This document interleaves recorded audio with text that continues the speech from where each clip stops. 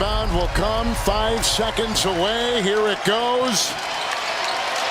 The Western Conference champions are the Dallas Mavericks. They're going to the NBA Finals. Dallas was too much, and they take this series 4 games to 1. Class act here by the fans here, supporting this very young Minnesota Timberwolves team with a nice chant.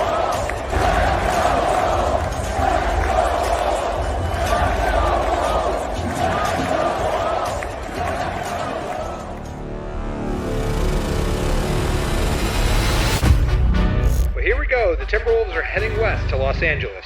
Lakers versus Timberwolves, nothing beats playoff basketball, y'all. The vibes of the fan base right now are amazing. We won't smoke with anyone, okay? I don't care if my mom was a Laker fan, I got smoke for her. The Ant-Man is coming. Welcome everyone to Los Angeles, a city fueled by star power. Anthony Edwards, hotter than fish grease, and it's all coming up good for the Timberwolves. Wet, cash out.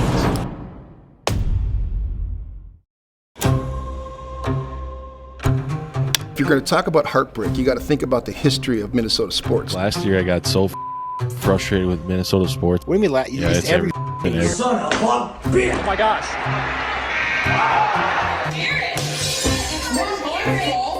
Even going back to 1960 when the Minneapolis Lakers moved to Los Angeles and we lost the NBA after George Mikan and that group winning 5 NBA championships. And it was heartbreaking for Minnesota fans. I mean, to lose your franchise like that. And then, of course, as a kid growing up, I grew up in the time of the Minnesota Vikings, the Purple People Eaters, and 4 Super Bowl losses as well kind of adds to the angst that we have.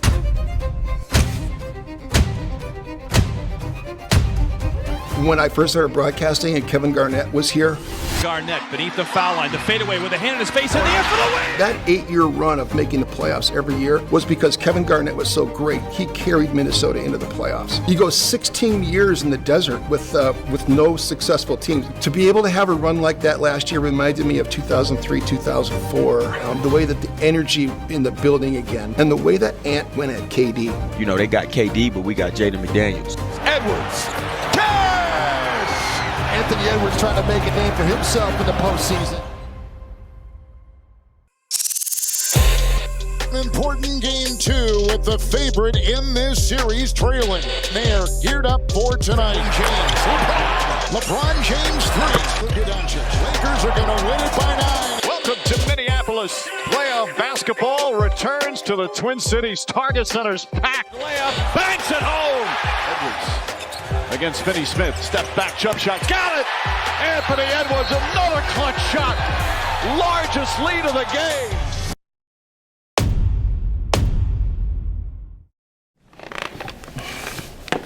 game. Alex and Mark, take 1. Mark Laurie and Alex Rodriguez. Mark and A-Rod will become new owners of the Minnesota Timberwolves. What do you remember about the first time you met Ant? Well, for me, he had no idea who the hell I was. Who is he? The baseball player, Alex Rodriguez? Yeah, I don't know who that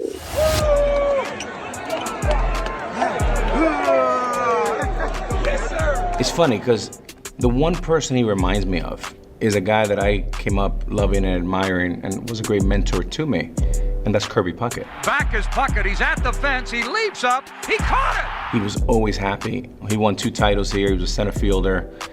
What Kirby Puckett did is he gave people in Minnesota hope. I signed a 5-year contract, and I was a Twin for the rest of my career. So. I think Ant gives you that same hope.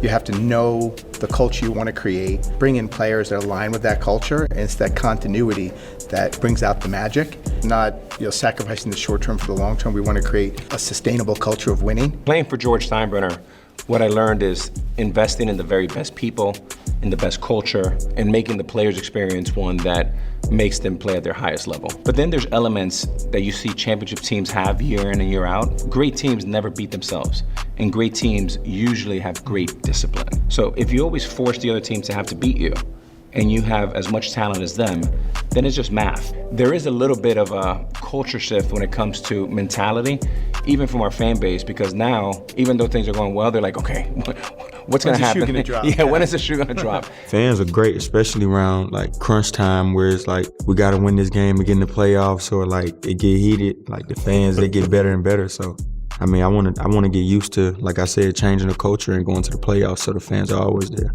He is one of the nicest guys you ever want to meet, but like Jordan, like Magic, he'll just rip your heart right out of your chest. And he is a killer. This is what I was talking about the other day. We get a lead and get comfortable. Keep your foot on the gas. If you look at it, I mean, the stats don't lie. Look at his three-point percentage, you know, every year he's getting better. He's now on more than 10 attempts. He's over like his 39.5% from three, right? His free throw percentage is getting better every year. The points every year. Of course, I used to be one-dimensional, just handle the ball all day, try to create shots for myself. But like I said, I've gotten better and better being able to move without the ball, cut, screen for my teammates, and get other guys open. He's obsessed about improving, and he's putting the work in to support it and back it up. Back at it again here this afternoon. Lakers and Timberwolves game 4. Handle left open. This one back goes down. Edwards drives. Inside, McDaniels on the slam. Razzle dazzle inside layup. Banks ahead. Nas Reed, three-pointer.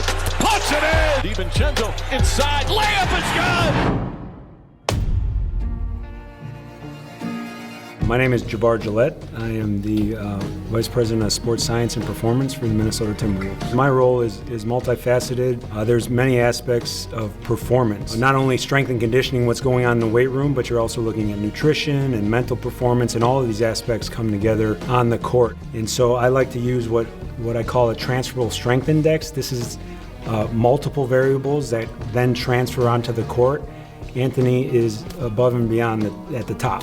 He jokes around that he could play football. That's what I'm trying to tell you. But I believe if he trained specifically for that sport, he could. Why? Because he has good hips. His step back, his ability to decelerate on a dime and create separation, that's a function of strength. The ability to do that without knee pain, that's the work in the weight room. You know, and then his explosiveness, right? Modifying things in season, all of a sudden now, you know, you're heading into the playoffs and you're maximizing your explosiveness. A lot of that is to the credit of the work in the weight room. My range will be crazy for next year. So what's the biggest thing you learned in the playoffs, Hank? In the playoffs? Yeah. You gotta be in shape, bro. It's not something you can train for until you go through it, though. Like, right. Yeah, you can't train for playing in June. Right. If you haven't, you know what I mean? You ain't never done it. Now you know how to train for it. Right. Yeah. Now I see why the be missing all those games. Right. It all starting to make sense now. And they said. What? I had no legs in the conference finals, bro. I ain't have nothing. The first day of shoot around after we beat Denver. Yep. I knew it was ugly. Right. I was shooting. I ain't have no length on my jumper. Yep. I'm like, yeah, this finna be ugly. Short. They're short. Yeah. We'll be back though. We're gonna be back for sure. I'm definitely thinking about the playoffs. Like, I gotta be ready to go. You know. I'm not a big film guy. That's the thing. Like, and my coaches be getting mad at me because like I'm not a big film guy, but I don't really give a f. I'm not gonna lie. I be watching a lot of Luka tape. Like he ISOs a lot, but he runs pick and roll a lot, and like he manipulated to where he can get his shot a whole bunch of times. And I'm like, bro, how he do that? So like just learning like the reads that he made from reading a low man to being able to throw the pass to Big Ruth or hitting the corner to Mike or Jade. Like, so I definitely watch a lot of Luka because he makes like the defense do what he wanted to do, and like I gotta learn that a little more. When you walk into the gym with your crew and you go, we got a chance to win every single night. That's how I feel every time when I walk into the gym with Ant. You know, we all walk in a little bit taller, a little bit stronger, a little more confident because we always know we got that home run hitter on our side. Let's get it.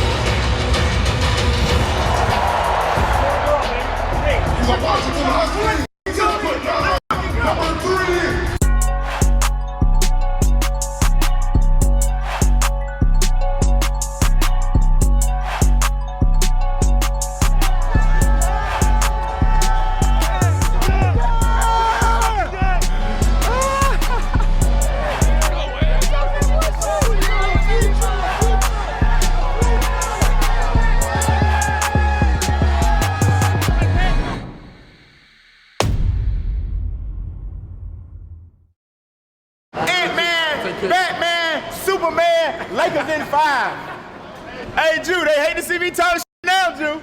You ain't walking. Man, that puss. I'm minding my business, man. How y'all gonna be with me? I just sent y'all home. Man, they talking shit all week. Lakers in 5. And then look, when we was up 3-1, they said Lakers in 7. Go to hell today.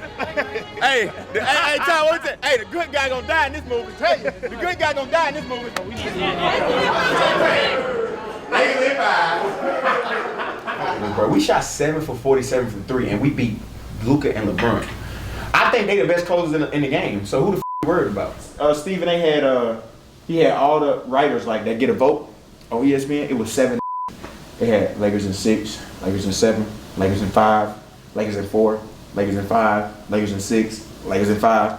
None of this. Nobody had war. Nobody. Not one person. You know what really turned me up, dog? You know what really turned me up? Paul Pierce. When Luka hit that 3 to tie the game up, I couldn't even feel my body. That was shaking, brother. That was shaking so crazy. But it was like 2K. I swear to God, bro. Yes, bro. That was shaking, bro. I swear to God, I was like, bro, what the f? I nigga on the front row. He was like, you're 0 for 11. I said, and y'all finna lose. He said, you're 0 for 11 from 3. Stop shooting. I said, y'all finna lose. Go home. Beat the traffic, man.